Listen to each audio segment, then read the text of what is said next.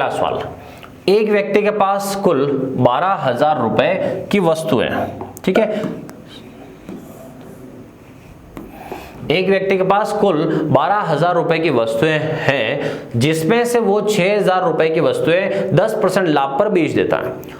तो टोटल इसके पास कितनी वस्तुएं हैं? 12,000 की वस्तुएं हैं, जिसमें से वो 6,000 रुपए की वस्तुएं, 6,000 मतलब आधी वस्तुएं, 6,000 रुपए की वस्तुएं 10% लाभ पर बेच देता है। तो 6,000 रुपए की वस्तुएं, तो इधर और कितनी है? 6,000 और है। फिर 6,000 रुपए की वस्तुओं को 10% लाभ पर बेच देता है, मतलब 10% लाभ तो वो कमा चुका है।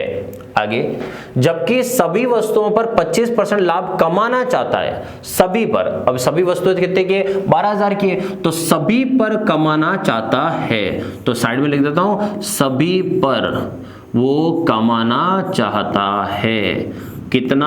तो वो 25%, तो वैल्यू है सभी कितनी? 12,000, और 12,000 का कितना? 25%। 2 0 से 2 0 कैंसल, और 25 12 होता है दोस्तों 300, और 1 0 ये 3,000।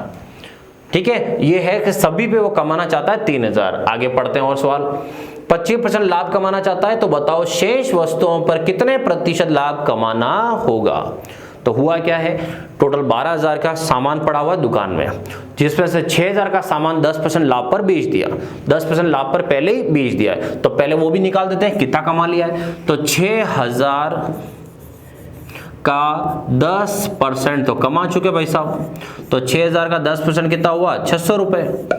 तो 600 रुपए तो ये कमा चुके हैं। तो 600 रुपए की कमाई तो हो चुकी है। अब आगे चाहते ये हैं कि टोटल में तो कितना कमा लूं? टोटल कमा लूं 3,000, और कमा कितना चुके हैं? अभी तक कमा चुके हैं 600 रुपए। इसका मतलब अभी और कितना कमाना है? तो शेष कमाना है कितना?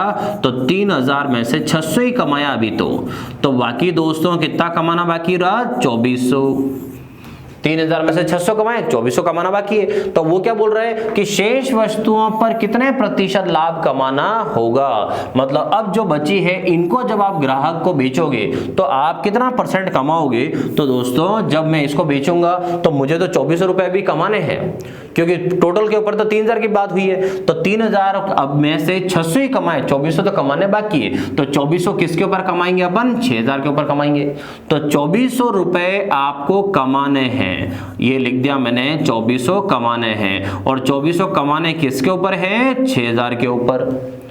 2,400 कमाने हैं 6,000 के ऊपर। और पूछ किस में रहा है? तो देखो परसेंटेज में पूछ रहा है, तो इसलिए इनटू का क्या करेंगे? 100 करेंगे।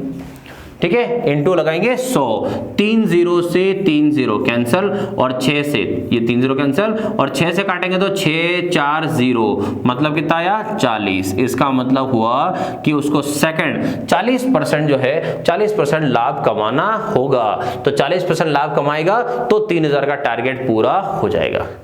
क्लियर?